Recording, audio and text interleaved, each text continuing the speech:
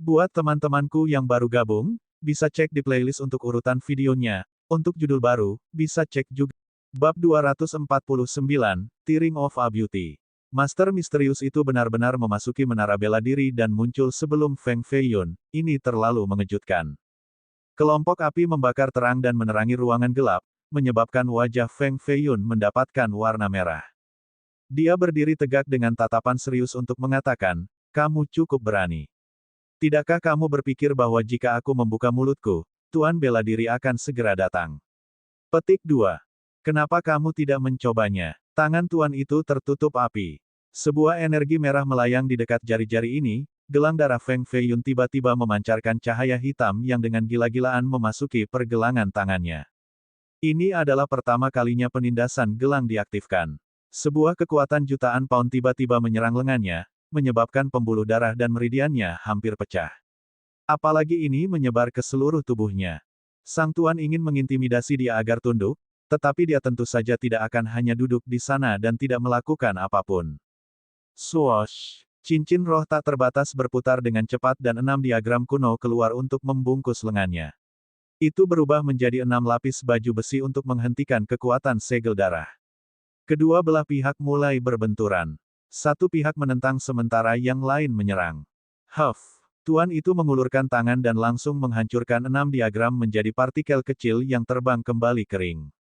Tidak ada lagi metode untuk menghentikan kekuatan gelang. Tidak hanya itu menekan lengannya, itu mulai menyebar ke seluruh tubuhnya. Feng Feiyun berkata, "Saya hanya bercanda, apakah Anda harus serius?" Seorang pahlawan sejati bisa menangani kehilangan sementara. Benar-benar berbalik melawan Tuan sekarang terlalu tidak bijaksana. Oh, jadi kamu hanya main-main. Setiap kata-kata Tuan itu menghantam dada Feng Feiyun seperti dering bel raksasa. Jika itu adalah kultivator lain, mereka akan mati karena serangan jantung. Feng Feiyun berjuang untuk melindungi hatinya dari gelombang sonik dan merasakan darahnya bergolak. Kultivasi Tuan ini terlalu menakutkan. Kecuali dia bisa mencapai mandat surga tingkat pertama, tidak ada cara untuk menghentikan satu langkah pun dari Tuan ini. Nasib nobel muda yang sempurna dan Bei Ming Tang terlalu menyedihkan. Keduanya dilakukan oleh Tuan ini. Orang bisa melihat dari peristiwa-peristiwa masa lalu ini bahwa orang ini tidak memiliki kebaikan, hanya cara yang sangat kejam. Kekuatan pergelangan tangannya ditarik kembali bersamaan dengan cahaya dari gelang itu. Menjadi polos dan kembali ke warna hitam aslinya. Feng Feiyun, mungkin Anda sudah melihat Bei Ming Tang. Karena dia merusak rencanaku, dia harus mati. Suara berat Tuan itu bahkan lebih menakutkan daripada hantu jahat. Feng Feiyun tersenyum dan menjawab, "Saya sangat pintar baru-baru ini. Saya biasanya tidak mengacaukan hal-hal yang seharusnya tidak saya lakukan." Petik 2. Tapi kadang-kadang, jika seseorang ingin kamu melakukan sesuatu, kamu harus melakukannya. Tuan itu melanjutkan. "Apa yang kamu ingin aku lakukan?" Feng Feiyun mengerti implikasinya. Tuannya mengungkapkan, curi sebuah barang. Petik 2. Akhirnya, Sue Wu telah menyebutkan ini kepada Feng Feiyun sebelumnya. Dia menganggapnya sebagai peringatan, tetapi dia masih tidak bisa melarikan diri sekarang. Dia bertanya, "Apa yang kamu ingin aku curi?" Salah satu dari 9 harta yang menentukan pagoda Wan Xiang, Cloth of Gaib. Kata Tuan. The Cloth of Gaib dibuat dari string yang dijalin bersama oleh ulat sutra tak terlihat. Itu bisa menyembunyikan pengguna sepenuhnya dan bahkan menyembunyikan aura dan kehadiran mereka. Itu benar-benar harta yang luar biasa untuk serangan menyelinap atau melarikan diri. Saat memakainya, orang bisa dengan mudah mendekati ahli tingkat giant. Mungkin membunuh mereka bahkan mungkin. Itu lebih ajaib daripada harta karun roh biasa. Tak terhitung orang yang mengidaminya, tapi itu disembunyikan di pagoda Wan Xiang. Belum lagi mencuri, bahkan jika itu di depan Anda mungkin belum tentu bisa melihatnya. Ini bahkan sebelum mempertimbangkan bahwa harta karun seperti itu akan dijaga oleh para ahli hebat. Mencuri itu sama sulitnya dengan meraih surga. Tidak mungkin, tidak ada yang bisa mencuri kain gaib ini, bahkan tidak seorang pembudidaya tingkat raksasa. Feng Feiyun menggelengkan kepalanya. Yang lain tidak bisa melakukannya karena mereka bahkan tidak bisa masuk ke kuil Wan Xiang sama sekali. Namun, sebagai penerus Raja Surgawi saat ini, Anda berbeda. Anda dapat memasuki banyak zona terlarang dan memiliki lebih banyak hak istimewa daripada yang lain. Petik 2. Ini adalah alasan mengapa Tuan ingin Feng Feiyun memasuki pagoda. Bakatnya cukup besar. Selama kinerja lebih baik daripada para jenius biasa, tembakan besar atas menara secara alami akan membawanya sebagai murid. Ini akan sangat membantu untuk skema selanjutnya.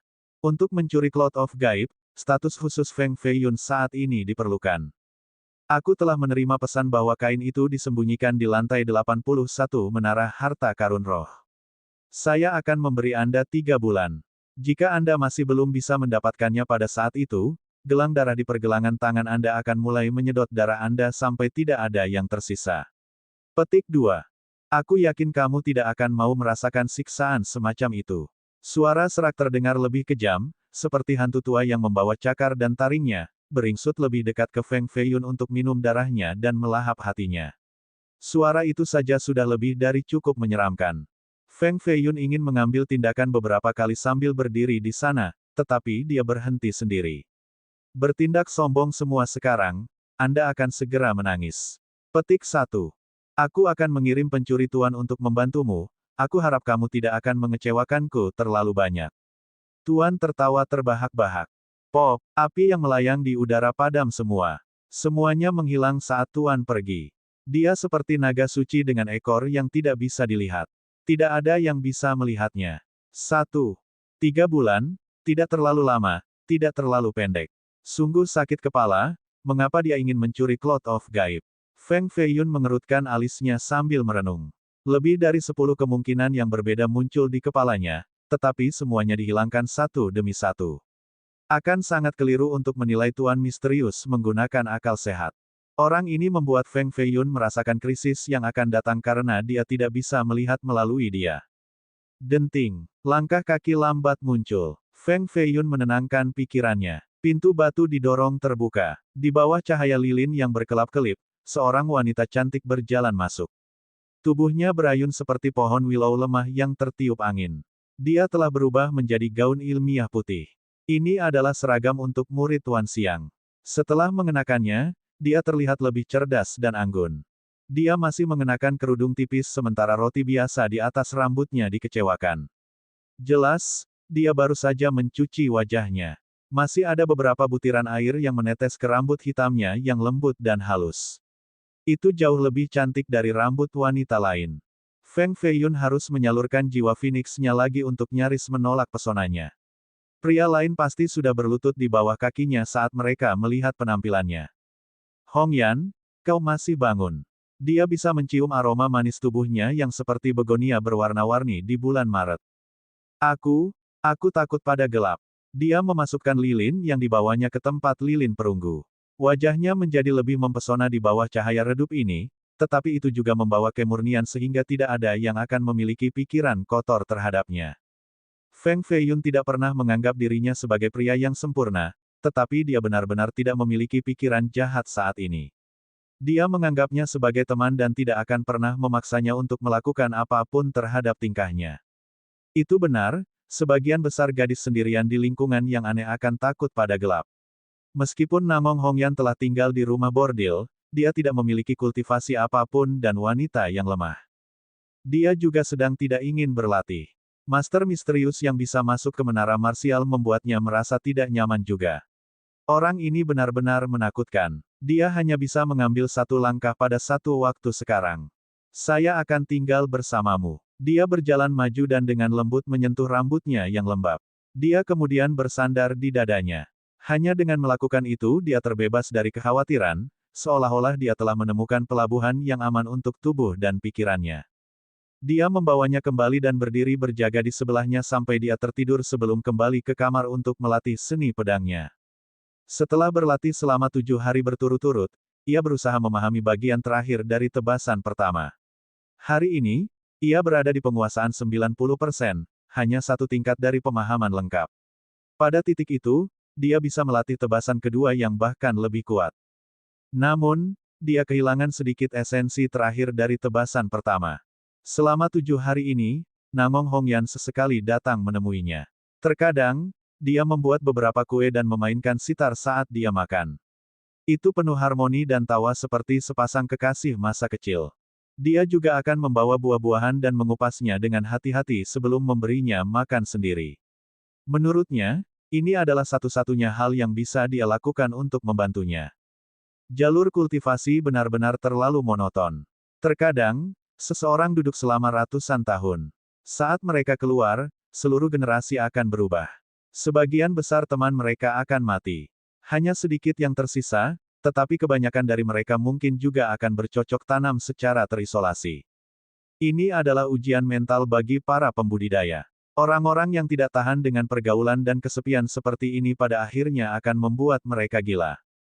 Jika seseorang dapat memiliki teman atau rekan di puncak jalur kultivasi yang memahami mereka, itu akan menjadi hal yang sangat luar biasa. Hongyan, bisakah kamu benar-benar tidak berkultivasi? Feng Feiyun ingin membimbingnya di jalan ini sehingga, kecantikannya, tidak akan layu seiring dengan usianya. 2. Jari-jarinya yang ramping meninggalkan tali sitar ketika dia dengan lembut menghela nafas, bagaimana mungkin aku tidak mau berkultivasi? Namun, seseorang mengatakan kepada saya bahwa tubuh saya tidak memiliki sehelai kerohanian pun. Dantian saya tidak bisa diubah, jadi saya bahkan tidak bisa mencapai ranah roh. Petik 2. Mereka yang mampu memulai jalur kultivasi semuanya memiliki bakat tertentu. Itu membutuhkan tubuh mereka untuk memiliki spiritualitas yang dapat menyalurkan energi roh ke seluruh tubuh mereka. Namun, sebagian besar orang tidak memiliki tipe tubuh seperti ini. Mereka yang bisa mengolah jumlahnya sangat sedikit. Meskipun Namong Hongyan diberkati oleh surga dengan penampilan seperti peri, surga juga iri dengan ini, sehingga tubuhnya cacat. Dia tidak pernah bisa melangkah ke jalur kultivasi. Keindahan menua cepat seperti layu bunga. Terlepas dari betapa menakjubkannya dia, seorang wanita fana perlahan-lahan akan tumbuh lebih tua 10 tahun kemudian. 100 tahun kemudian, dia akan kembali ke bumi dan menghilang dari dunia sama sekali. Idiom visual naga yang sangat besar sehingga Anda tidak bisa melihat ekornya, hanya kepalanya. Ini biasanya deskripsi positif dari seseorang yang kuat dan misterius. Hongyan berarti keindahan. Mereka menggunakan namanya di sini untuk kata kecantikan. Ini adalah kata yang lebih kuno yang digunakan terutama dalam literatur. Bab 250, Berita Mengejutkan. Feng Feiyun dengan lembut menekankan jari-jarinya ke pergelangan tangan Namong Hongyan sebelum melonggarkan sentuhannya. Benar saja, dia tidak memiliki bakat untuk berkultivasi. Tanpa spiritualitas di tubuhnya, tidak mungkin untuk menyingkat energi roh. Orang fana memiliki kegembiraan yang hanya dimiliki oleh makhluk fana, para kultivator memiliki perjuangan yang hanya ditemukan dalam kultivasi, tidak perlu khawatir tentang itu. Namong Hongyan menghela nafas dengan lembut. Feng Feiyun berkata, tidak harus, konstitusi tubuh dapat diubah. Bahkan tubuh tanpa spiritualitas masih bisa menumbuhkan semangat. Petik 2. Tubuh bisa diubah kemudian, tetapi spiritualitas tubuh seseorang diputuskan saat lahir dan tidak bisa diubah sama sekali. Kalau tidak, semua orang akan memulai jalur kultivasi dan tidak akan ada begitu sedikit pembudidaya di dunia ini. Namong Hongyan dikejutkan oleh kata-kata Feng Feiyun. Ini adalah kejutan yang datang dari hati, seperti disambar petir. Dia hanya bisa gemetaran. Tidak mungkin, dia bergumam pada dirinya sendiri. Feng Feiyun menjelaskan, ada 4 hal di dunia ini dengan sejumlah besar kerohanian. Jika Anda dapat memperoleh salah satunya, maka Anda dapat menggunakannya untuk menunjukkan spiritualitas bagi diri Anda sendiri. Petik 2. Mata Namong Hongyan yang cantik menatap jari-jarinya sambil bergumam, 4 harta ini pasti sangat langka. Petik 2. Feng Feiyun dengan lembut mengangguk, itu adalah pembuluh darah naga, tulang phoenix, mata merah terang, dan sumsum dari kura-kura hitam. Ini adalah 4 asal mula spiritualitas primordial dari 4 ras iblis tertinggi. Di dunia ini, mereka adalah item dengan konsentrasi energi roh tertinggi. Salah satu dari mereka akan memungkinkan seseorang dengan bakat biasa untuk menjadi jenius dalam kultivasi. Petik 2. Mata cantiknya menjadi lebih redup. Dia menutup mereka dan berkata, 4 ras iblis hanya ada dalam legenda. Orang harus melacak kembali ke zaman kuno untuk menemukan mereka. Belum lagi kerohanian primordial mereka, bahkan akan sulit untuk melihatnya. Petik 2. Jika ada secercah harapan, siapa yang tidak ingin memiliki kehidupan abadi dan masa muda abadi? Meskipun jalur kultivasi sulit, semua orang tetap mengejarnya. Namun, saat dia menemukan secercah harapan, itu hancur seketika. Keempat item ini adalah harta yang didewakan.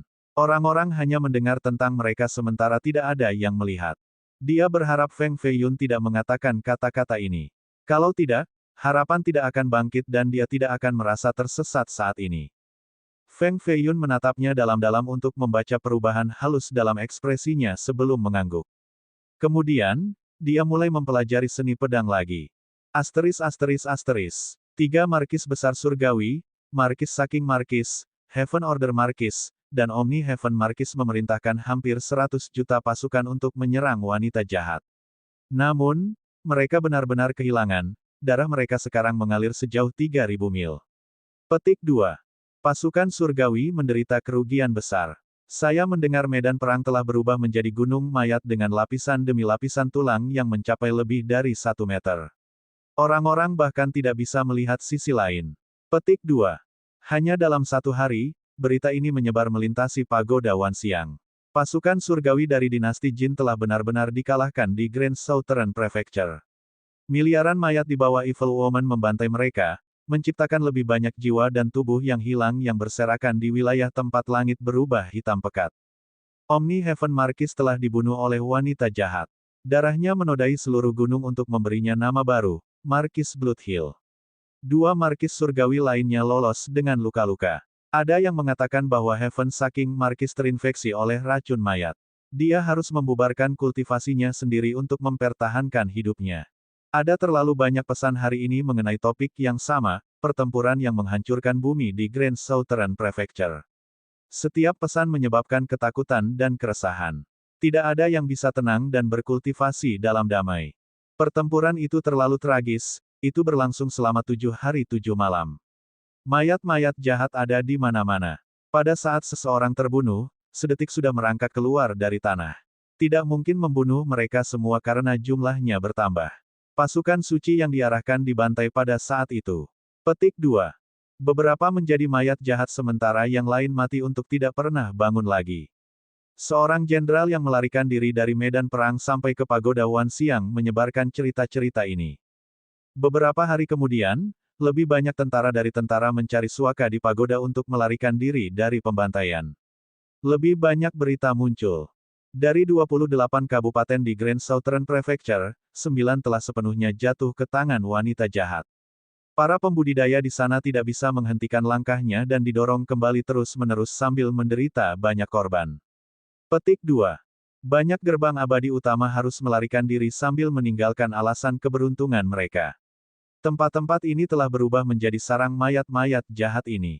Suasana berat menjulang di seluruh pagoda. Sungguh, para pembudidaya beruntung, setidaknya mereka masih bisa berlari dan tetap hidup. Manusia dan warga biasa bahkan tidak memiliki kekuatan untuk berlari. Mereka hanya bisa sementara bersembunyi dari kematian segera tanpa bisa menolak. Petik 2. Para prajurit yang melarikan diri ke pagoda semuanya kuat. Namun, pasukan besar itu tersebar dan tidak ada kekuatan terpadu untuk melawan. Berjuang sendirian melawan mayat-mayat jahat itu hanyalah mencari mati. Namun, selama seseorang bersedia berdiri untuk mengumpulkan semua orang sekali lagi, mereka akan lebih dari bersedia untuk berperang melawan mayat-mayat jahat sampai mati. Bahkan pasukan suci kehilangan kesedihan ini, siapa yang akan bisa menghentikan kebrutalan wanita jahat? Haruskah Kaisar Jin memulai ekspedisi sendiri? Petik 2. Siapapun yang telah menyaksikan Evil Woman beraksi sebelum merasakan setiap serat dari mereka ditekan. Satu-satunya hal yang ingin mereka lakukan setelah bertemu dengannya untuk kedua kalinya adalah melarikan diri sejauh mungkin. Pasukan surgawi selalu menang dengan kemampuan bertarung yang hebat. 100 juta pria telah menyapu semua sekte budidaya di prefektur sebelumnya. Kehilangan tragis mereka adalah karena wanita jahat itu benar-benar terlalu kuat. Tidak ada yang bisa menghentikannya, bahkan 3 markis harus lari untuk hidup mereka. Kecuali ada seseorang yang bisa menentangnya untuk memimpin perang salib baru, bahkan 100 juta tentara pria hanya akan kembali dengan kekalahan. Dan satu-satunya orang yang bisa bersaing dengannya sekarang adalah Kaisar Jin. Xiao Nuolan berkata, saya bisa merasakan bahwa dia semakin kuat. Petik 2. Setelah meninggalkan menara tak terukur, dia telah tinggal di dalam batu roh batas. Dia berusaha menyatukan niat dengan tubuh yang sebenarnya. Proses ini memakan waktu 2 bulan sebelum dia bisa keluar, tepat pada waktunya untuk mendengar tentang kekalahan pasukan surgawi. Hari ini, niat dan tubuh sejati akhirnya menyatu menjadi satu. Pada saat ini, wanita jahat adalah jahat-jahat, Xiao Nuolan adalah tubuh yang sebenarnya, mayat baik ada di dalam istana mayat di dalam dantian Feng Feiyun. Dia tidak bisa memperbaiki Azure Bronze Spirit Vessel, kan? Hati Feng Feiyun melonjak. Jika Evil Woman menjadi lebih kuat, maka dia bisa memperbaiki vessel. Setelah berhasil, itu akan sama dengan memiliki harta karun di bawah kendalinya. Ya dewa, budidaya wanita jahat sudah cukup menakutkan. Jika dia memiliki harta suci yang dimilikinya, siapa di dunia ini yang bisa menghentikannya? Tapi kuncinya adalah, itu adalah harta suciku. Bagaimana dia bisa melakukan sesuatu yang sangat tidak bermoral seperti mengambil barang saya? Tentu saja, Feng Feiyun tahu bahwa dia tidak akan berdebat dengannya dan hanya akan berbicara dengan tinjunya. Aku harus memperbaiki course baik untuk menghentikannya. Serahkan istana tulang kepada saya. Xiao Nuolan tiba-tiba menyerang Feng Feiyun. Dia ingin mendobrak dantiannya terbuka untuk mengambil istana tulang. Apakah kamu sedang bercanda? Jangan pikir itu akan begitu mudah. Cahaya putih suci keluar dari tubuh Feng Feiyun dan menghentikan Xiao Nuolan, memaksanya kembali. Ini adalah mayat baik yang memberdayakan Feng Feiyun dan menyerang dari dantian Feng Feiyun. Jelas bahwa dia tidak ingin diperhalus oleh tubuh yang sebenarnya, jadi dia menolak. Kekuatan Xiao Nuolan dan kekuatan course baik hampir sama, mereka tidak bisa melakukan apapun pada Feng Feiyun. Pada akhirnya, mereka berhenti karena mereka takut menyebabkan keributan yang terlalu besar jika mereka memperingatkan tembakan besar di sini di menara. Kita harus menekannya sebelum dia menyelesaikan transformasi kelima. Kalau tidak, setelah dia selesai, orang pertama yang dia coba temukan adalah kamu, dan kemudian aku. Pada saat itu, kita tidak akan bisa menghentikannya dan hanya bisa menonton saat dia memurnikan kita. Xiao Nuolan sedang berbicara dengan mayat baik, bukan Feng Feiyun. Namun, Feng Feiyun punya rencana sendiri. Dia ingin mengambil kembali kapal perunggu Roh Azure Perunggu, dan ini hanya bisa dilakukan sebelum wanita jahat menyelesaikan transformasi kelima. Ayo kita pergi sekarang. Dantiannya tiba-tiba bergetar hebat. Sebuah istana putih yang terbuat dari tulang terbang keluar dari dantiannya. Itu seukuran kepalan tangan dan melayang di udara sambil berkedip dengan mayat-mayat.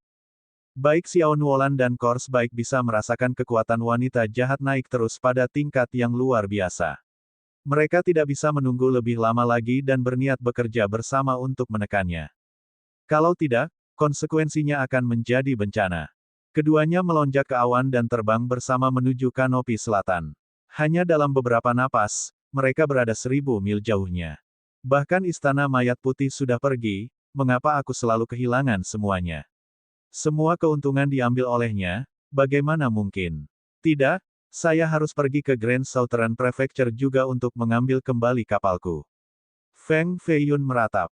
Dalam pertempuran tiga tubuh besar ini, seseorang pasti akan terluka. Mungkin, ketiganya akan menderita kerugian yang sama, tidak ada yang lebih baik. Feng Feiyun merasa bahwa ini adalah kesempatan. Mungkin dia akan dapat mengambil kembali kapalnya serta mendapat manfaat dari ketiganya. Feng Feiyun, apakah kamu tidak terkejut sama sekali melihat kakak besar kamu? Saat Feng Feiyun meninggalkan menara bela diri untuk menuju ke prefektur selatan, dia bertemu Bining Shuai di sepanjang jalan.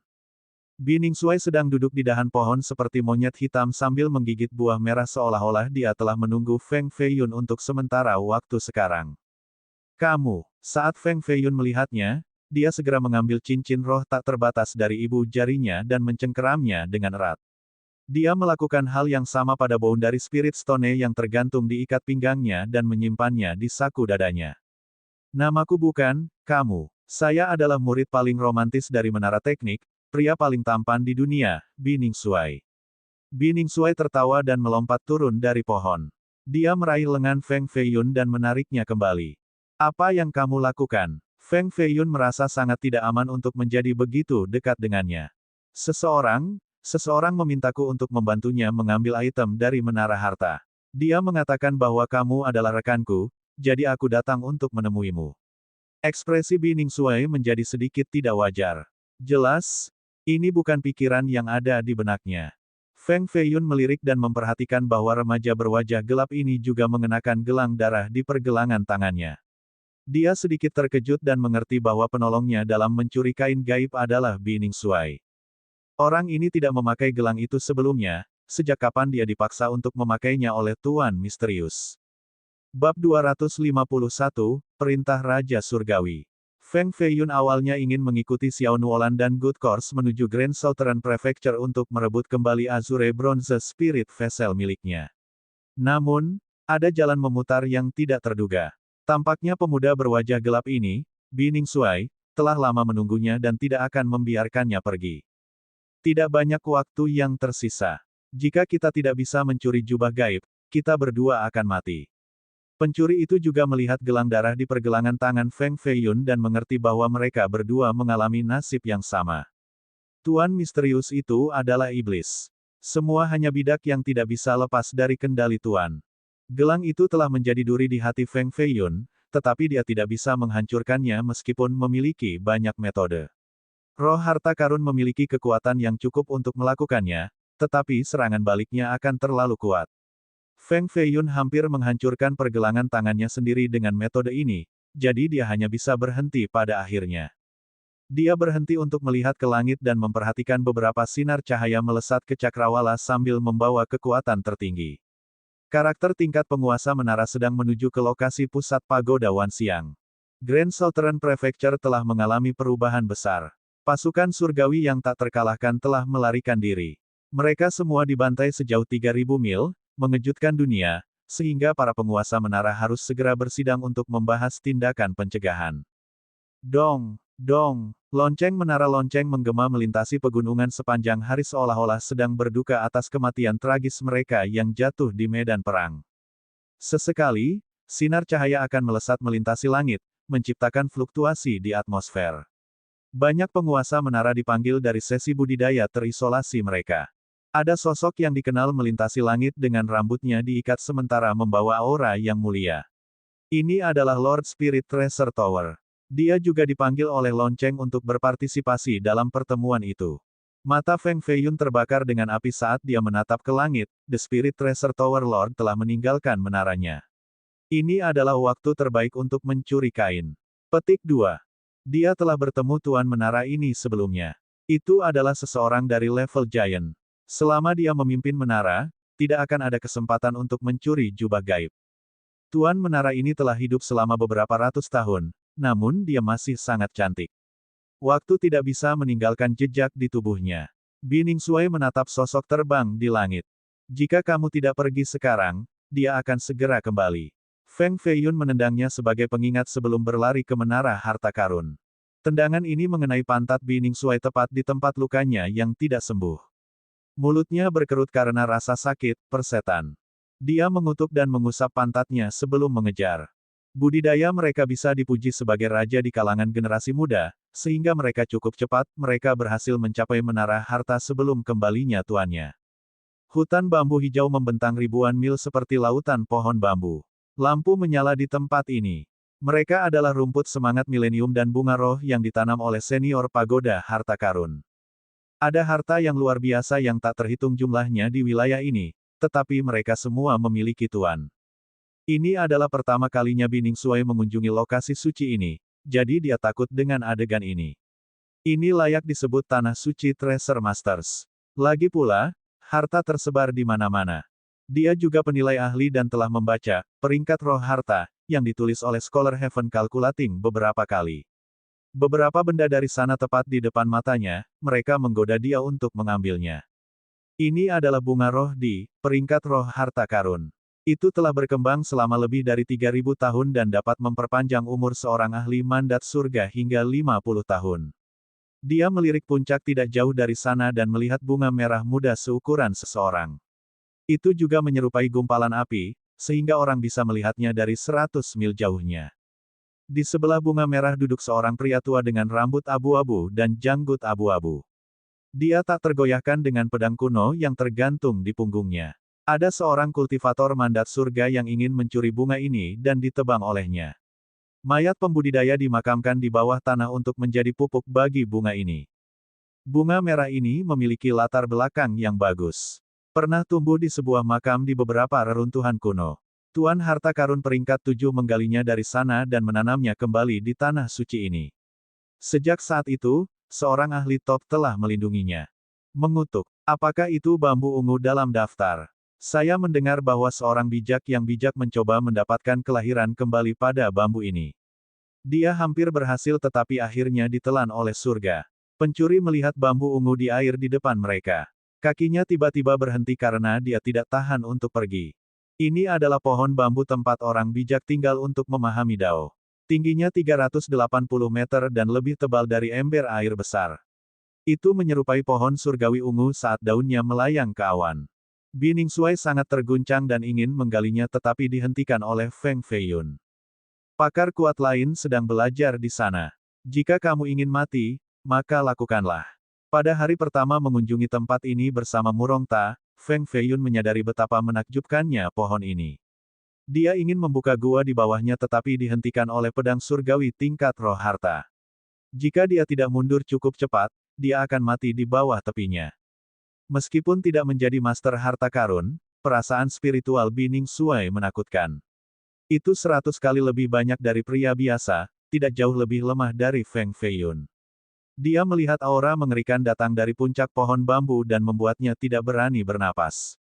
Meskipun hatinya tidak mau, dia tetap pergi pada akhirnya.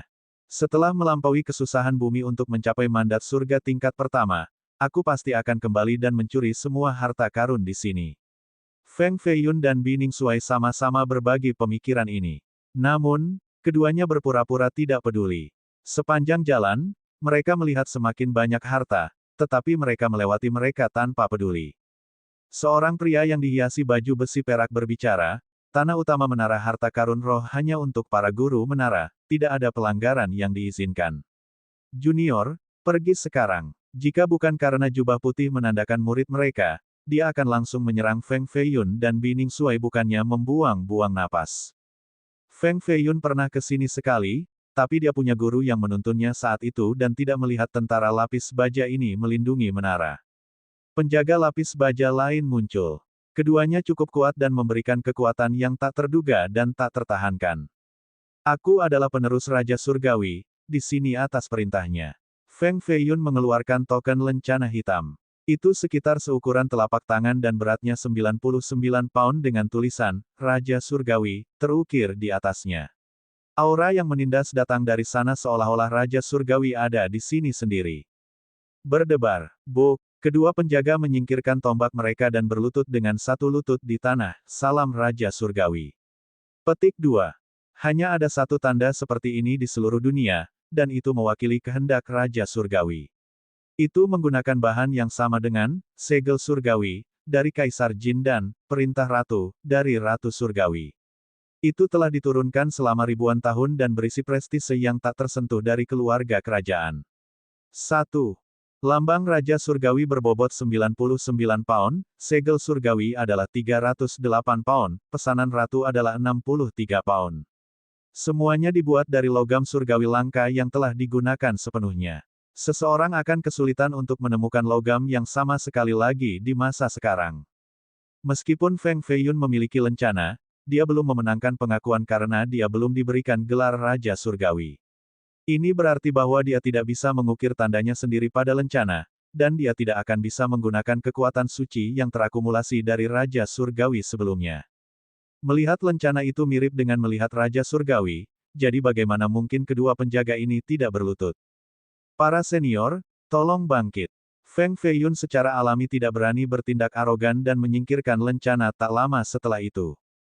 Kedua penjaga akhirnya berdiri dan memberi jalan bagi Feng Feiyun.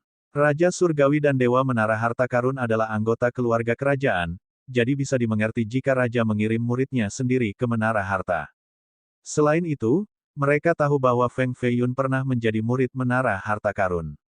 Setelah melewati tingkat ke-6 Menara Immeasurable, ia kemudian diterima sebagai murid oleh Raja Surgawi. Raja Surgawi benar-benar memberikan lencana padanya. Sepertinya Raja benar-benar berniat merawatnya untuk menjadi penerusnya. Salah satu penjaga perak menyaksikan dua pemuda berjubah pionis putih menghilang ke dalam hutan bambu.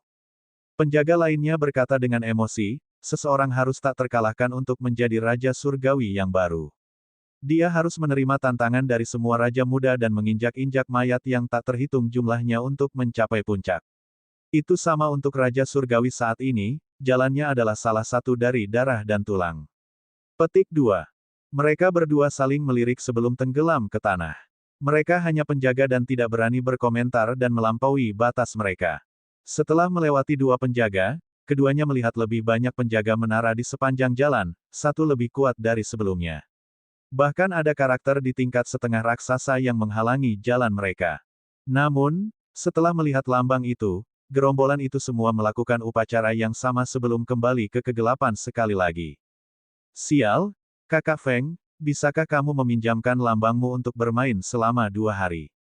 Mata Bining Suai penuh iri setelah melihat lencana dan terus melirik Feng Feiyun. Feng Feiyun, di sisi lain, sangat waspada terhadapnya dan menyembunyikan lencana di batu roh batas sebelum memegangnya dengan erat. Tidak ada kesempatan bagi Bining Suai untuk melakukan apapun. Apakah kita sudah familiar? Feng Feiyun tidak ingin tinggal dekat dengannya. Hanya beberapa saat kecerobohan dan bahkan pakaian dalamnya akan dicuri oleh pencuri ini. Tentu kami adalah duo heroik, Dao, Get, tidak ada tempat di dunia ini di mana kita tidak berani mencuri, tidak ada yang tidak berani kita rampok. Nama kami akan bergema di seluruh dunia di masa depan. 2. Matanya terpaku pada batu spasial di telapak tangan Feng Feiyun. Secerca aneh melintas di pupil matanya karena dia mengenalinya. Batu roh batas berada di peringkat ke-14 di antara permata misterius dan sama berharganya dengan roh harta karun. Itu cukup menggodanya. Feng Feiyun memegang batu itu lebih erat saat dia menjawab, kami di sini di Menara Harta Karun. Jubah tersembunyi di lantai 81, pergi dan kembali dengan cepat. Petik 2. Dia berdiri di sana dengan dingin seolah-olah dia tidak berniat masuk. Hanya aku sendiri. Bining Suai memperhatikan bahwa Feng Feiyun tidak mengikutinya, jadi dia melangkah mundur.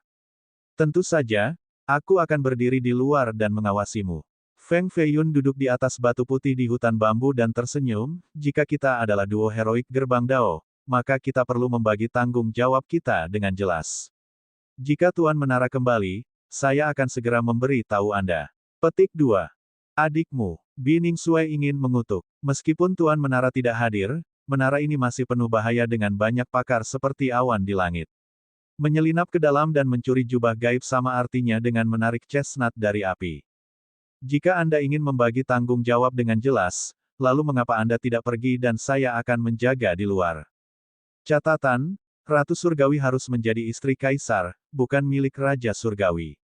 Permaisuri Surgawi akan lebih masuk akal, tetapi saya tidak menggunakannya untuk posisi istri. Dao, di sini berarti, mencuri, bukan, Dao, seperti dalam, jalan. Kami adalah gerbang, perampokan, adalah tujuannya, tapi itu terdengar seperti gerbang Dao. Bab 252, Kemunculan Spanduk Jahat. Menara Harta Karun menyerupai gunung dengan sangat cemerlang. Rune memutar menutupi tebing curam ke titik di mana niat surgawi akan dihancurkan secara instan. Meskipun berulang kali mengutuk Feng Feiyun dalam benaknya, Bining Suai masih memasuki menara dengan teknik gerakan aneh. Dia memiliki sepasang bakiak roh yang memungkinkannya menginjak formasi ini seolah-olah itu adalah tanah datar. Dia cepat-cepat menaiki tebing yang curam dan memasuki salah satu pintu. Bahkan formasi tidak bisa menghentikannya masuk ke dalam. Itu ahli untukmu. Feng Feiyun berkomentar sambil menonton dari hutan bambu. Asal-usul pemuda ini pasti tidak sesederhana itu. Metodenya luar biasa, jadi dia pasti mempelajarinya dari beberapa manual yang luar biasa. Untuk setiap kultivator, bahkan jika mereka tidak memiliki master, mereka masih akan memiliki warisan atau sistem untuk dipelajari. Bukan karena tidak ada jenius bawaan yang bisa mempelajari Dao sendiri, tetapi jumlah mereka bahkan lebih sedikit daripada jenius sejarah agung. Metode pelarian pemuda berkulit gelap ini brilian dan licin seperti loah. Bahkan pembudidaya mandat surga tingkat pertama mungkin tidak dapat menangkapnya. Itu sempurna untuk memiliki seseorang seperti dia mencoba mencuri jubah gaib. Feng Feiyun bisa merasakan beberapa aura tersembunyi di dalam hutan bambu. Mereka semua adalah ahli tingkat atas yang menjaga menara. Saat sesuatu yang abnormal terjadi, mereka akan segera keluar dari kultivasi tertutup mereka. Wosh! Angin sepoi-sepoi bertiup bersama dengan banyak daun bambu. Ada hawa dingin di dalam, menciptakan lapisan es hitam di dalam kabut ini. Kabut hitam ini diam-diam datang dari hutan dan terbang menuju Feng Feiyun seperti sekelompok hantu. Cakar bersisik dengan kilau logam tiba-tiba menjangkau dari es dan langsung menuju lehernya. Huff! Rasa spiritual Feng Feiyun lebih dari 90 kali lipat dari orang biasa, jadi dia telah mendeteksi itu lebih awal. Dia tidak repot-repot menoleh ke belakang dan hanya menunjuk ke belakang. Sebuah pilar hitam melesat keluar dari ujung jarinya dan menembus cakar, mengubahnya kembali menjadi kabut. Tiba-tiba, lebih dari 10 cakar mengulurkan dari kabut hitam ini. Itu sangat aneh karena mereka semua seukuran manusia. Mereka menjerit menembus hutan. Siapapun akan dikerutkan dengan rambut mereka berdiri. Feng Feiyun masih tidak berbalik dan hanya melepaskan serangan telapak tangan lainnya. Awan merah tua keluar dari telapak tangannya dengan 7 gambar kilin. Mereka semua terbakar dan mereka membakar cakar hitam, mengubah kabut menjadi ketiadaan. Ini adalah teknik yang dibuat dengan menggabungkan kekuatan kilins dan Crimson Fire Art. Itu bisa menghancurkan semua seni jahat di dunia ini. Kamu cukup berani untuk menyebabkan masalah di Menara Roh Harta Karun. Feng Feiyun memperhatikan bahwa teknik ini berasal dari cabang momok 3 kejahatan dunia Yin. Di luar hantu sendiri, hanya Master Harta Karun yang berspesialisasi dalam roh jahat yang bisa menggunakan energi jenis ini. Master Harta Karun adalah pekerjaan paling aneh di dunia, jadi secara alami dibagi menjadi baik dan jahat. Tujuan utama mereka adalah untuk berburu harta karun untuk klan dan sekte. Namun, Tuan Harta Roh Jahat cukup menakutkan. Mereka berspesialisasi dalam perjalanan melalui makam kuno dan bahkan ke dunia Yin dan Yang. Skema mereka kejam dan seram. Yang lain akan bergidik setelah mendengar tentang mereka. Tidak ada yang menjawabnya, hanya spanduk jahat yang bisa dilihat. Spanduk jahat ini berasal dari hutan bambu juga. Itu benar-benar hitam dengan rune hantu bersulam di permukaannya. Seluruh wilayah ini tercakup dalam spanduk, jadi ditutup rapat. Para senior yang berjaga di sini tidak dapat mendeteksi anomali yang terjadi. Spanduk yang berkibar menekan daerah itu dan bahkan menumbuk beberapa pohon bambu tua menjadi bubuk. The Win-Win Banner. Mata Feng Feiyun berubah serius. Dia mengenali spanduk jahat ini. Itu adalah harta roh yang telah diwariskan selama ribuan tahun dari gerbang abadi surga pertama. Itu adalah artefak pembunuh, harta karun yang menentukan dan defensif. Awalnya di tangan murid pertama di sana, Butianya. Sayangnya, ia bernasib buruk dan mati di tangan tunangannya sendiri, Ji Changyue. Spanduk menghilang sesudahnya. Pada saat itu, hanya 3 orang yang hadir, Feng Feiyun, Ji Changyue, dan Master Misterius. Jadi, spanduk itu diambil olehnya atau tuannya. Boom! Sinar cahaya dari apa yang tampak seperti matahari gelap disalurkan ke dalam bentuk petir hitam. Itu muncul dari spanduk dengan ketebalan lengan. Namun, pedang batu besar dilemparkan ke depan untuk menghancurkannya. Meskipun baut petir hitam dari harta roh cukup kuat, itu tidak berpengaruh pada pedang batu. Boom! Pedang itu kembali ke tangan Feng Feiyun dan terbang lagi dengan maksud membelah spanduk jahat. Spanduk itu benar-benar dibuka dan bertindak sebagai gulungan surgawi. Itu langsung menyapu saber batu, menjepitnya ke tanah dengan hanya gagangnya terbuka. Feng Feiyun, hari ini akan menjadi pemakaman Anda. Suara Ji Changyue datang dari hutan bambu, tapi dia tidak terlihat. Jadi itu dia. Orang-orang mungkin merasa aneh bahwa dia bisa muncul di wilayah Menara Harta Karun, tetapi bukan Feng Feiyun. Dia ingin melihat trik seperti apa yang bisa dilakukan oleh wanita penghina ini. Setelah memakan pil semangat dari Spirit Treasure Tower Lord, dia bisa mengolah Heavenly Phoenix Gaze-nya ke tingkat yang kosong. Pada saat itu, dia sudah tahu bahwa Murongta adalah Ji Changyue dan memiliki beberapa dugaan mengapa dia memilih untuk tetap di sisinya. Namun, dia tidak mengeksposnya dan membiarkannya memainkan permainannya. Karena itu, sejak dia berhasil sampai ke lantai 6 Menara Immeasurable, dia tidak pergi menemui Murongta. Dia menunggunya menjadi tidak sabar dan mengambil tindakan terlebih dahulu. Dia tidak takut dia mencoba membunuhnya secara langsung, hanya skema licik yang mungkin dia pikirkan. Kecakapan ofensifnya sekarang berada dalam harapannya. Dia menggoda, "Oh, jadi itu adalah Little Sis Changyue, lama tidak bertemu. Apakah kamu merindukan saya? Aku ingin kau mati." Suaranya sangat dingin dan sepertinya berdering di sebelah telinganya. Kekesalannya sangat dalam seperti hantu perempuan yang datang untuk mengambil kehidupan Feng Feiyun. Evil Banner naik ke langit dan turun lurus ke bawah dengan gelombang hitam yang menyerupai banjir besar. Kekuatan harta roh ini telah sepenuhnya diaktifkan. Bahkan pencapaian besar yang akan dihancurkan basis dewa akan hancur berkeping-keping. Dia adalah anak roh kematian dari Ji-Clan dan telah dilatih untuk menjadi master harta karun roh jahat.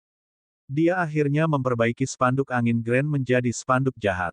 Feng Feiyun mengeluarkan cincin roh tak terbatas untuk menghentikan kekuatan jahat dari spanduk. Api keluar dari matanya dalam bentuk Heavenly Phoenix Gaze untuk menemukan Ji Changyue. Rumble, tanah bergetar sebentar, dan kerangka tua merangkak keluar dari tanah. Dagingnya sudah membusuk, tetapi rambut di kepalanya masih hitam. Itu pemandangan yang cukup menyeramkan. Ini adalah sisa-sisa pendahulu acak menara ini. Tulang-tulang itu bahkan lebih keras daripada baja meskipun telah dikubur selama beberapa dekade. Hari ini, Ji Changyue menggunakan seni master hartanya untuk memanggil kerangka itu. Hei, nona muda, mengganggu sesepuh dari tidur mereka adalah hal yang sangat tidak bermoral untuk dilakukan. Kamu akan dikutuk. Salah satu kaki Feng Feiyun dicengkeram oleh kerangka ini. Jika dia tidak mengingat pedang pada waktunya untuk memutuskan lengan ini, kakinya mungkin sudah berubah menjadi genangan darah. Wanita muda ini berkencan dengan teknik yang sangat aneh. Feng Feiyun harus menjadi serius bukannya meremehkannya. Jika dia jatuh ke tangannya, itu akan menjadi nasib yang sangat menyedihkan. Dia mencibir, bagaimana mungkin binatang sepertimu bisa tahu apa itu moral? Batuk, aku mungkin binatang, tapi aku masih lebih baik darimu yang didorong jatuh oleh binatang. Boom, telapak tangan besar keluar dari kabut jahat. Pengejekan Feng Feiyun membuatnya marah, jadi dia menyerang dengan tubuh aslinya untuk melumpuhkannya. Ketika dia menyerang, Feng Feiyun menghancurkan kerangka lalu pergi untuk kabut hitam itu sendiri. Boom, kemampuan mencari harta karunnya brilian dan melebihi imajinasinya. Dia bisa melepaskan lebih dari 10 teknik dalam satu napas dan hampir merenggut pedangnya dari genggamannya. Seorang spiritualis yang lahir alami bukanlah lelucon. Ditambah lagi, dia telah mengembangkan seni ini sejak usia muda, jadi indera rohaninya jauh dari sesuatu yang dapat dideteksi oleh pemeriksaan menara. Dia menyembunyikannya saat itu. Hanya kesadaran besar ini saja yang bisa menekan Feng Feiyun beberapa kali. Kamu telah menjadi lebih kuat, tetapi masih ada jarak yang cukup di antara kami. Feng Feiyun menyerang dengan teknik cakar. Ada sinar hitam, merah, cian, dan putih berkelok-kelok di lengannya. Ini adalah kombinasi dari Dark Water, Crimson Fire, Verdant Wood, dan Platinum Metal Arts. 10 teknik Ji Changyue tidak bisa menghentikan cakar ini dari Feng Feiyun. Dia mencengkeram bahunya dengan maksud menangkapnya. Puff! Darah tumpah dari bahunya. Itu disebabkan oleh harta rohnya sendiri. Dia lebih suka kehilangan lengan sebelum ditangkap oleh Feng Feiyun lagi. Jari-jarinya menjadi mati rasa dan ternoda darah. Dia tidak punya pilihan selain menarik tangannya. Swoosh! Dia melompat kembali ke hutan bambu untuk menghindarinya. Bahunya patah dan hampir putus, memperlihatkan kulitnya yang putih pucat tertutup jubah hitam longgar. Ada jejak darah yang masih berdarah dari luka. Kamu masih sangat kejam pada dirimu sendiri. Dia menyentuh darah di jari-jarinya dan merasakan kehangatannya. Huff, masih 1000 kali lebih baik daripada jatuh ke tangan Anda. Dia ingat spanduk dan menggulungnya sebelum memegangnya di tangannya. Dia sudah berdiri jauh di hutan. Dia berdiri di sana dengan arogan dengan rambut hitamnya yang lurus ke bawah. Itu agak berantakan karena angin yang bertiup. Matanya sangat dingin seperti pedang yang menembus Feng Feiyun. Aku tidak bisa membunuhmu hari ini karena kultivasi saya tidak cukup tinggi. Tunggu sampai seni roh jahat saya mencapai pencapaian besar, saya benar-benar akan membuat Anda menderita kemudian. Petik 2. Dia berubah menjadi awan hitam dan lari ke hutan. Feng Feiyun menyatakan, haha, kamu pikir kamu bisa melarikan diri. Dengan patuh kembali dan jadilah budakku. Petik 2. Gadis Ji ini terlalu kejam, jadi dia tidak mampu membiarkannya pergi. Jika dia benar-benar bisa menumbuhkan seni jahat ini dengan sukses, maka dia akan menjadi jauh lebih bermasalah dan sulit untuk dihadapi. Feng Feiyun bahkan lebih cepat darinya, seolah-olah dia sedang menunggang angin. Dia segera mengejar dan mengulurkan cakarnya lagi, berusaha menangkapnya dengan cara apapun. Bab 253. Ji Changyue terpaksa memanggil Grand Wind Banner lagi untuk menghentikan cakar ini dari Feng Feiyun. Tubuhnya lincah seperti iblis wanita ular. Dengan desir, dia terbang beberapa ratus meter jauhnya dan masuk ke pintu masuk utama menara harta karun. Feng Feiyun hanya bisa merobek kain dari gaunnya. Dia juga mengejar tanpa berpikir. Setelah melangkah ke gerbang, orang akan menemukan bahwa dua penjaga yang mengawasi pintu masuk sudah terbunuh olehnya. Tubuh mereka ditutupi dengan lapisan es hitam. Wosh! Beberapa suara yang memecahkan angin bisa terdengar. Seseorang menyadari perkembangan ini di menara segera berlari. Ini adalah dua penjaga lapis baja perak. Mereka hanya membutuhkan 3 napas untuk berlari ke pintu masuk utama dan melihat dua mayat terbaring di tanah. Ini adalah karya seni mencari harta karun roh jahat. Itu adalah master harta karun roh jahat. Seseorang membobol menara harta karun roh, pergi dan beritahu para penjaga di setiap tingkat sekarang untuk menjaga waspada. Kedua penjaga melepaskan cahaya perak pada saat yang sama. Itu dimulai dari lantai pertama sampai ke puncak. Semua pembudidaya di menara diberitahu dan tahu bahwa ada penyusup. Boom! Bining Shuai, yang menyelinap ke menara, mengambil langkah lain. Entah kenapa, rune di tanah tiba-tiba keluar dan hampir menelan seluruh kakinya. Brengsek! Apa yang terjadi? Dia buru-buru berlari mundur untuk melarikan diri dari formasi rahasia. Dari pengalamannya sendiri, dia menduga bahwa seseorang telah mengaktifkan semua formasi di menara. Itu telah memasuki keadaan defensif yang komprehensif. Siapa yang mengkhawatirkan orang-orang di menara? Tentu saja, semua pencuri itu pengecut dalam arti tertentu. Dia ingin mundur dan meninggalkan menara untuk saat ini. Namun, saat dia berbalik, bayangan hitam tipis muncul tepat di depannya. Itu adalah keindahan yang menakjubkan dengan ekspresi dingin yang dihiasi dengan gaun hitam yang gagal menutupi sosoknya yang indah. Mata cantiknya menyerupai dua permata hitam dengan lapisan dingin. Tidak ada yang berani menatapnya secara langsung. Bining Shuai cukup berani dalam hal wanita. Dia menatap lurus padanya dengan takjub dengan pikiran gemetar. Pada saat ini, dia bisa mendengar teriakan.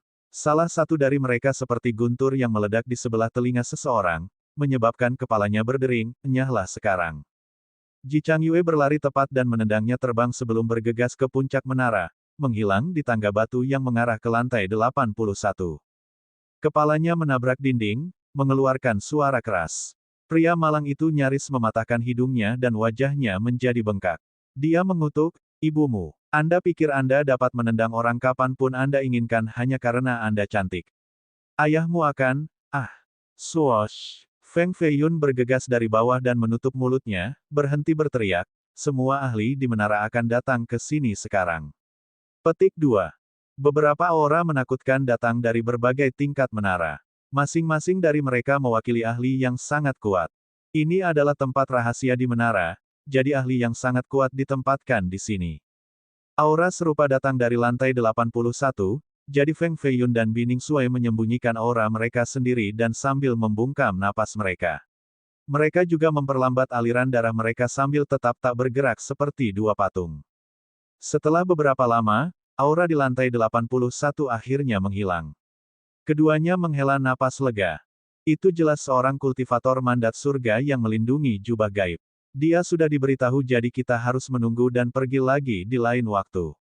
Bining Shuai sangat ketakutan. Jika mereka ditemukan oleh orang itu sebelumnya, mereka akan berbaring di tanah sekarang. Dia kagum dengan kekuatan ini dan tidak berani mengambil langkah maju. Tunggu sebentar, bukankah kamu menonton di luar? Kenapa kamu ada di sini sekarang? Tunggu, saya tahu, apakah Anda melihat seorang wanita cantik dalam gaun hitam dan mengikutinya, menunggu sampai tidak ada orang di sekitar untuk mengambil tindakan dengan mendorongnya ke bawah, melepas pakaian luarnya dan merobek bra dan celananya? Astaga, Anda hanya ingin melakukan hal-hal tercela itu, aku benar-benar membenci kamu karena memberi kami, duo heroik gerbang Dao, nama yang buruk. Bining Shuai membiarkan imajinasinya menjadi liar. Dia cukup panas saat memanggil Feng Feiyun binatang. 1. Gerbang Dao sama dengan gerbang pencuri, bukan gerbang Dao. Hanya bermain kata-kata. Kurung siku tutup. Yah, Feng Feiyun memang mengejar Ji Changyue ke menara, tapi dia sudah melakukan hal yang tercela sejak lama, jadi dia tidak menyangkal hal itu. Tentu saja, dia juga tidak akan memberitahu Bining Shuai. Brengsek, kau mengejarnya ke menara, kan? Semua pakar itu khawatir oleh kalian berdua. Sial, saudaraku, kamu harus lembut dengan wanita. Kami di sini untuk mencuri jubah, bukan mencuri wanita. Bining Sui memandang rendah Feng Feiyun karena merusak rencana hanya untuk menggoda seorang gadis. Tapi yang paling penting, orang yang menggoda adalah Feng Feiyun sedangkan yang dipukuli adalah dia. Orang seharusnya tidak takut memiliki dewa untuk musuh melainkan babi untuk rekan tim. Mencuri jubah ini semudah makan sarapan, usaha yang mudah, tapi lihat saja sekarang, desah. Segalanya tampak tanpa harapan sekarang, jadi Anda harus pergi dan menjelaskannya kepada Tuan. Bining Sui mengeluh dan menyangkal pertanggungjawaban sembari menyalahkan Feng Feiyun. Tunggu, kamu masih ingin menyusup ke lantai 81. Setelah melihat Feng Feiyun berlari menaiki tangga, Bining Sui mengikuti tepat di belakangnya sebelum melihat sekeliling sedikit. Akhirnya, dia menggigit giginya dan melanjutkan. Aku ingin kamu tahu bahwa aku juga menggoda sepanjang waktu, tetapi sekarang, menara ini sangat berbahaya. Kita harus benar-benar kembali lagi lain kali, gadis kecil itu sangat galak dan tidak akan terdorong dengan mudah. Bahkan jika Anda ingin menelanjangi dirinya, kami membutuhkan 3 hingga 5 ahli untuk mendorongnya ke bawah. Hei, apakah kamu mendengarkan saya sama sekali?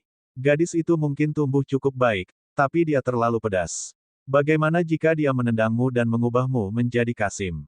Persetan, apakah kamu tidak peduli dengan hidupmu sama sekali? Semua ini untuk seorang gadis.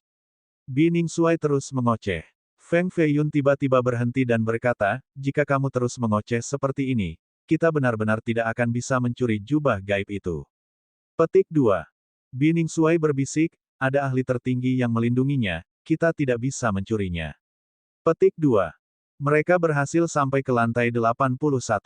Itu gelap dan kosong dengan rak buku yang tak terhitung jumlahnya dan tidak terlihat seperti perbendaharaan melainkan sebuah perpustakaan. Itu satu rak demi satu, harus ada setidaknya 1 juta volume di sini. Api tiba-tiba menyala di mata Feng Feiyun. Dia melihat aura bersembunyi di lautan gulungan yang tiba-tiba mengalir keluar. Ini adalah murid menara harta karun roh. Dia kurus dan mengenakan jubah putih Tao. Feng Feiyun mengulurkan tangan dan dengan mudah meraih tangannya. Ternyata menjadi Murongta. Petik 2. Tentu saja dia tahu bahwa Murongta adalah Ji Changyue. Setelah meraih tangannya, ia berpikir sejenak apakah akan menyerang atau tidak. Wanita ini benar-benar tahu bagaimana harus bertindak. Tanpa tatapan langit surgawi, dia akan ditipu olehnya sepenuhnya. Murongta. Dia bertindak sangat terkejut dan perlahan melepaskan tangannya dan berpikir, jika kamu ingin melanjutkan topeng ini, aku akan menghiburmu. Petik 1. Setelah melihat bahwa itu adalah Feng Feiyun, Murongta segera menghela napas lega dan menepuk-nepuk dadanya, ini kamu, Brother Feng. Anda benar-benar membuatku takut di sana. Saya pikir itu adalah orang jahat yang menyusup ke menara. Petik 2. Tentu saja aku bukan orang jahat. Feng Feiyun tersenyum. Mereka berdua mengobrol dengan santai sebentar. Murongta memegang gulir bambu di tangannya dan mengucapkan selamat tinggal, Tuan Menara ingin aku mendapatkan buku tua untuknya. Aku harus menyerahkannya jadi aku tidak bisa menemanimu untuk saat ini. Petik 2. Spirit Treasure Tower Lord jelas tidak ada di menara saat ini. Dia datang dengan alasan buruk untuk melarikan diri, jadi bagaimana mungkin Feng Feiyun membiarkannya pergi? Dia memiliki sedikit senyum di wajahnya. Murongta, dia memanggil bocah yang ingin pergi dan mengejar mereka, kenapa kamu tidak memakai kalung bambu yang kubuat untukmu? Aku tidak ingin memecahkannya. Murongta mengutuk Feng Feiyun berkali-kali dalam benaknya. Hanya Feng Feiyun yang akan melakukan hal yang tidak masuk akal seperti memberi seseorang kalung jelek. Di bawah omelannya yang berulang, Murongta mengeluarkan kalung itu. Feng Feiyun senang melihat bahwa dia belum menghancurkan kalung itu. Dia mungkin benar-benar ingin menghancurkannya tetapi takut diminta oleh Feng Feiyun dan tergelincir, jadi dia membawanya.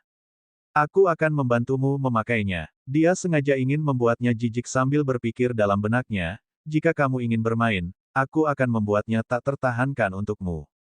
Dia mengambil gelang itu dari wanita itu dan berjalan lebih dekat ke depan wanita itu sehingga tubuh mereka saling menekan dengan erat. Dia memiliki kedua tangan di lehernya seolah ingin memeluknya. Ji Changyue mengencangkan tinjunya dan benar-benar ingin bergerak mundur, tapi tangan Feng Feiyun dengan kuat diletakkan di lehernya. Dia merasa itu bukan seutas kalung itu tetapi jari-jarinya menyentuhnya. Perasaan ini membuatnya sangat tidak nyaman ketika wajahnya menempel di dadanya. Dia bisa mencium keringatnya yang kotor dan merasa bahwa dia sengaja melakukannya. Sedikit kembali adalah Bining Xuai, menatap adegan ini dengan ngeri. Dagunya hampir jatuh ke tanah saat dia merasakan sensasi kesemutan di kulit kepalanya. Dia memegang kepalanya dengan kedua tangan sambil berteriak, Feng Feiyun ini. Dia begitu dekat dengan seorang pria, ini terlalu menjijikkan. Ya dewa, bunuh saja aku. Petik 1. Dia secara alami tidak tahu bahwa Murongta adalah keindahan dalam gaun hitam yang dia lihat sebelumnya, jadi dia berpikir bahwa Feng Feiyun memiliki orientasi yang tidak normal, tidak heran mengapa dia menatapku begitu aneh, jangan bilang, dia ingin melakukan sesuatu padaku. Petik 1. Bining Xuai menggosok pantatnya di tempat lukanya belum sembuh. Itu disebabkan oleh serangan Feng Feiyun. Sambil melihat adegan menakutkan di depan, dia tidak bisa membantu tetapi bergidik dan bersumpah untuk tidak pernah begitu dekat dengan Feng Feiyun lagi. Sial, ini sama sekali tidak aman. Petik 1. Apa yang kamu lihat? Sebuah suara tua tiba-tiba datang dari belakangnya. Apakah kamu buta? Tidakkah Anda melihat kedua pria itu berpelukan begitu akrab? Tidak heran mengapa itu Feng Feiyun bisa begitu tenang setelah melihat gadis tercantik di dunia, Namong Hongyan. Jadi dia suka laki-laki, Bining Xuai tiba-tiba berhenti dan merasakan hawa dingin di belakangnya. Aku bicara dengan siapa? Brengsek, ini adalah lantai 81 dari Menara Harta Karun Spirit dengan master tingkat atas yang menjaganya. Ini semua kesalahan dari Feng Feiyun, yang mengejar pria dan wanita. Ini bukan lelucon lagi. Petik 1. Tidak akan ada hantu tua di belakangku, kan? Dia merasakan jantungnya berdebar saat kaosnya menjadi dingin. Dia mulai perlahan-lahan menoleh untuk melihat ke belakang dengan kecemasan besar. Bab 254. Itu adalah seorang lelaki tua yang mengenakan jubah kulit domba dengan sepatu kapas kuno. Dia memegang setumpukan gulungan di tangannya sambil berdiri tepat di belakang Bining Xuai. Dia tertawa dan berkata, anak muda, Anda bukan murid Menara Harta Karun Roh, bukan? Dia berdiri sangat dekat dengan Bining Xuai sambil sedikit gemetaran karena usia tuanya. Yah, Bining Xuai bergidik dan merasakan aura aneh menelan tubuhnya, menyebabkannya bergetar tanpa kedinginan. Pria tua ini terus tersenyum ceria padanya. Bining Xuai tersenyum kembali segera sebelum tiba-tiba mengambil tindakan. Gumpalan cahaya keluar dari ujung jarinya sementara tangannya yang lain melepaskan serangan telapak tangan lurus ke kepala pria tua itu. Karena dia ketahuan, dia mungkin mengambil inisiatif. Boom! Tidak ada yang bisa melihat gerakan pria tua itu, tetapi Bining Xuai terlempar ke tanah dengan satu pukulan. Dia berbaring di sana di tanah dengan darah besar seukuran lonceng di dahinya. Orang tua itu masih tersenyum. Feng Feiyun juga memperhatikan perubahan di sisi itu dan bergegas. Dia menatap tajam pada orang tua itu dan memperhatikan kekosongan dalam dantiannya sehingga dia tidak bisa mengatakan budidaya dirinya. Sepasang mata pria tua itu memiliki cahaya yang menyilaukan. Persetan kakakmu, tidak bisakah kau memukul wajahnya? Bining Xuai tidak memperlambat pelariannya sambil masih mengutuk. Dia melarikan diri ke punggung Feng Feiyun dan berbisik, orang tua ini tidak mudah dipusingkan, dia mungkin penjaga lantai 81. Petik 2. Keduanya menjadi serius. Mereka ingin bergabung dan menggunakan cincin roh tak terbatas. Mungkin kekuatan harta roh akan mampu menahan orang tua ini. Mereka bertukar pandangan sekilas sebelum melepaskan seluruh energi mereka ke dalam cincin untuk mengaktifkannya. Semua 6 diagram kuno terbang keluar. Mereka ingin mengakhiri pertempuran ini dengan cepat. Bahkan jika mereka tidak bisa menekan wali ini, mereka masih harus segera melarikan diri dari menara. Boom! Kecemerlangan luar biasa keluar dari ring. Kekuatan gabungan dari keduanya ini jauh lebih dari sekadar menggandakan kekuatan cincin. Saya kira kalian berdua tidak datang ke sini untuk bermain. Pria tua itu melemparkan tumpukan gulungan. Volume atas dianugerahi dengan lapisan cahaya yang tampaknya mengubah volume itu sendiri menjadi baja. Namun, itu segera dicincang oleh kekuatan harta roh dan berubah menjadi gumpalan api kecil. Pria tua itu sedikit terkejut sebelum senyum muncul di wajahnya. Dia melambaikan lengan bajunya. Gelombang api biru samar dari kekuatan menakutkan keluar. Itu berasal dari botol kuningan yang berisi afinitas panas dan dingin. Kekuatan harta roh tidak bisa menghentikan gelombang berapi-api ini karena satu lapisan rusak demi satu. Feng Feiyun berseru dengan serius, itu, Hellflame gelap kedua. Oh, kawan kecil, Anda memiliki beberapa pengetahuan dalam diri Anda. Ini memang membanggakan dari level kedua dari Hellflames. Saya pergi melalui jalan kuda teh ke dunia Yin dan menghabiskan 60 batu sejati misterius untuk membelinya dari spektre evolusi ketiga. Bahkan harta roh tidak bisa menghentikan kekuatan nyala api ini. Orang tua ini adalah seorang pemburu harta karun senior, jadi tidak sulit baginya untuk memasuki dunia Yin. Tidak harus. Feng Feiyun menyalurkan cincin itu dengan satu tangan sambil meringkas Crimson Fire Art dengan yang lain. Dia ingin menggunakannya melawan Hellflame tingkat kedua. Feng Feiyun dan Bi Ningsuai bisa merasakan gelombang api menembus serangan harta roh mereka. Energi panas dan dingin dari nyala api membuat tubuh mereka berderak. Crimson Fire Art. Feng Feiyun akhirnya melepaskan tekniknya terhadap nyala api lainnya. Pot darah yang ditinggikan. Bi Ningsuai menyerang dengan pot seukuran tengkorak manusia. Bubuk tulang dan potongan-potongan berdaging melilit seluruh pot. Orang bahkan bisa melihat rambut hitam berkibar di beberapa tempat. Namun, ini masih pot suci dengan aura bumi dan urat-uratnya. Itu tampak seperti kepala manusia. Meskipun itu tidak sekuat cincin roh tak terbatas, itu masih bisa menghentikan api neraka. Ditambah dengan seni api Feng Feiyun, mereka langsung membanting gumpalan api ini ke dalam panci. Meskipun api neraka ini bisa menghancurkan harta roh, itu masih diserap oleh pot dan tidak bisa keluar. Panci ini mengeluarkan aura jahat yang tenang namun meneror. Di mana kamu mendapatkan pot ini? Pria tua itu terkejut karena membuatnya mengingat karakter yang menakutkan. Dia memandang Bi Ningsuai saat wajah tuanya berubah sedikit pucat. Aku menemukannya. Bi Ningsuai menyimpan pot. Tentu saja, dia tidak menemukan pot ini secara acak. Dia mencurinya dari makhluk berdarah, jadi dia memberinya nama Blood Being Exalted Pot.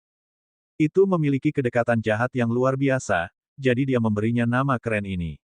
Pada awalnya, ia merasa cukup menyenangkan untuk dimainkan.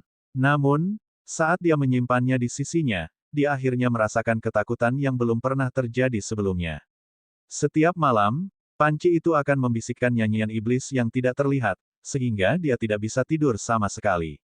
Dia merasa tengkorak itu bisa terbang kapan saja dan melayang di samping tempat tidurnya, menatapnya dengan wajah berdarah. Tidak mungkin, ini adalah alat pembunuh terkuat dari Raja Dunia Yang, Raja Bloodgurb. Dia memperhalus tengkorak seorang bijak dari zaman kuno, tidak mungkin aku akan keliru. Orang tua itu tahu beberapa hal tentang dunia Yin dan Yang.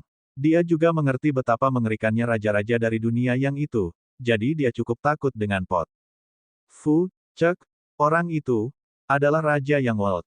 Tangan Bi Ningsuai mulai bergetar saat dia hampir menjatuhkan pot. Darah mulai tumpah keluar dari dalam bersama dengan kabut merah. Kakinya menjadi lembut ketika dia kehilangan kendali atas tubuhnya, harus bersandar pada bahu Feng Feiyun untuk dukungan. Dia telah melakukannya kali ini. Pria berdarah itu ternyata adalah Raja Dunia Yang. Mata Bi Ningsuai melebar sambil merasa tercekik, sudah berakhir, sudah berakhir. Bisakah aku mengembalikannya? Dia belum pernah begitu takut sebelumnya. Feng Feiyun juga berkeringat untuknya. Orang ini adalah sesuatu yang cukup, bahkan mencuri sesuatu dari Raja Yang sendiri. Jika berita ini disebarkan, ia akan menjadi sangat terkenal di dunia. Banyak orang yang menganggap diri mereka sebagai dewa mencuri akan mati karena malu. Kamu harus menekan aura pot terlebih dahulu. Jika Raja merasakannya, akan sulit bagi Anda untuk tidak mati. Feng Feiyun dengan cepat memberikan pengingat. Bi Ningsuai terbangun dan dengan cepat melakukan hukum terlarang untuk menyembunyikan keberadaan pot lagi. Dia bersumpah untuk menemukan tempat menguburkannya. Ini bukan harta roh tapi jimat seumur hidup. Dia adalah pencuri kelas 1, jadi dia sangat pandai menyembunyikan aura harta, benar-benar layak dipuji sebagai seorang profesional. Dan di sini aku pikir kamu adalah penerus Raja Yang World, jadi ternyata kamu hanyalah pencuri. Serahkan panci darah itu. Pria tua itu mendengus dan mengulurkan tangan dengan cakar layu seperti Raja Wali. Bahkan udara mulai menyala dalam upayanya untuk merebut panci. Panci itu adalah senjata terhebat Raja Dunia Yang, salah satu senjata ofensif terkuat di seluruh dinasti Jin. Kekuatannya tak terhitung jumlahnya dari harta roh biasa. Jika dia memiliki senjata ini, maka dia akan memiliki kekuatan untuk menghadapi Giants sendiri. Feng Feiyun dan Bi Ningsuai tidak punya pilihan selain menggunakan pot lagi. Namun, gelombang api tiba-tiba melayang di atas kepala mereka. Itu adalah awan api merah yang melingkupi seseorang di dalamnya. Ini adalah tuan yang misterius, dia juga tiba di tempat kejadian. Serahkan pria tua ini kepadaku, cari kainnya, cepat. Tuan itu mengulurkan tangan berapi-api dan memukul mundur pria tua itu. Lengan bajunya benar-benar terbakar menjadi abu, memperlihatkan tangannya yang tua dan kuning. Siapa kamu? Pria tua itu terkejut dan melihat lengannya yang terbakar. Dia merasa bahwa orang yang dibungkus api ini cukup kuat. Kalau saja dia masih memiliki Hellflame tingkat kedua, dia akan bisa bertarung. Namun, karena telah diambil oleh pot, ia menjadi jauh lebih lemah dan mungkin tidak cocok untuk tuan misterius ini. Pembunuhmu. Tuan itu menjawab dengan suara serak dan menunjuk dengan jari. Awan berapi berubah menjadi pedang yang menembus udara dan alam semesta. Dalam sekejap mata, pedang menembus tubuh lelaki tua itu. Pluf! Nyala api ini sepanas kuali iblis dan memiliki aura yang sangat tajam. Itu menembus tubuh pria tua itu dan langsung memotongnya menjadi dua bagian. Dia meninggal di tempat. Bahkan tidak bisa menangani satu gerakan. Master misterius itu mendengus. Feng Feiyun dan Bi Ningsuai saling bertukar pandang sementara hati mereka melompat. Master misterius ini sangat kuat dan hanya perlu satu langkah untuk membunuh seorang pembudidaya mandat surga. Ini adalah kekuatan yang cukup menakutkan. Sungguh sial, dia berhasil lolos. Feng Feiyun memperhatikan bahwa Ji Changyue telah menggunakan kesempatan ini untuk melarikan diri dari lantai 81. Beberapa kekuatan mengerikan bangkit dari menara seolah-olah beberapa matahari ekstra telah muncul di daerah ini. Mereka semua bergegas ke lantai 81. Berani menyusup ke menara harta karun roh. Mati. Membunuh mereka. Membunuh mereka. Asteris asteris asteris. 5 suara berbeda bergema dengan yang berikutnya lebih kuat dari yang sebelumnya. Para ahli menara telah menyadari bahwa ada sesuatu yang terjadi di lantai 81. Satu orang menyerang dari kejauhan dengan serangan telapak tangan. Kekuatan 9 kilin melonjak keluar dari kehampaan seakan portal telah dibuka. Boom! 9 kilin hancur oleh satu telapak tangan dari Master Misterius. Api di sekujur tubuhnya terbakar lebih terang dan menutupi seluruh lantai ke-81. Dia bertarung melawan 5 ahli top melalui ruang angkasa. Orang-orang ini tidak datang sendiri, tetapi kecakapan tempur mereka tidak banyak melemah. Seseorang mengirim kuali kuno untuk menyerang, sementara yang lain melepaskan jejak telapak tangan dari langit. Satu lagi dikendalikan sikat hitam untuk terbang menuju menara seperti tombak hitam tak terbendung.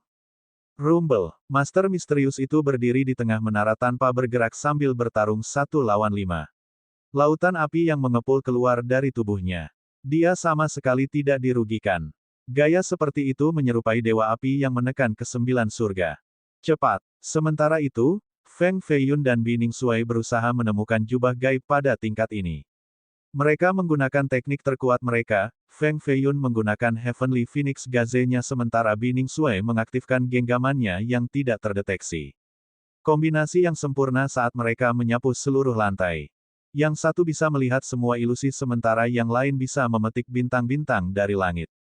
Tidak ada yang akan percaya bahkan jika mereka sendiri mengaku bukan pahlawan duo gerbang Dao.